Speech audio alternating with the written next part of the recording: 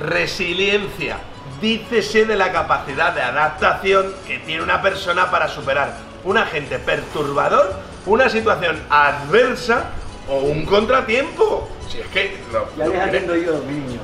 Aprendo de mi niño. Es que fíjate, hacía que no me llamaba mi niño, bueno, desde que tenía 8 años. Claro, esto es la península, ¿eh? Pues mira, te vamos a pedir. Sí. Unas papas arrugas. Por supuesto. ¿Y 10 patos salvajes? No, pero pollo cabreado, todo el que usted quiera. Pues lo único, el pollo viene solo. No, viene acompañado por mi señor. Qué maravilla, de verdad, qué maravilla. Pues muchísimas gracias, pues márchenoslo.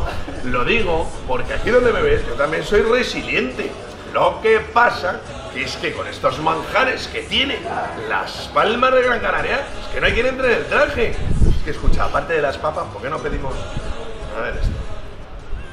La auténtica isla de las tentaciones.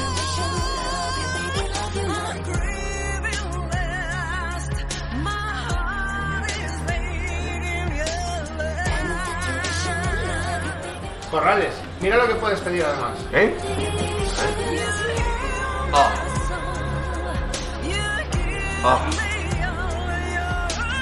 Oh.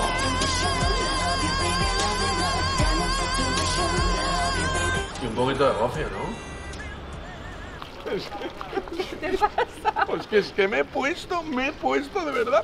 Es que lo de las papas con mojo, ay, lo de las papas arrugadas. Y me he puesto que no voy a entrar en el traje negro de gala. No pasa nada, mira dónde estamos. Sí. Este es uno de los mejores hoteles que hay aquí. ¿Y qué hago? ¿Qué Pues hago? entrar y que te den otro. Otro, pero por lo menos 2 tallas más grandes. Ahora sí, comenzamos una gala muy especial de los premios Excellence de Cruceros.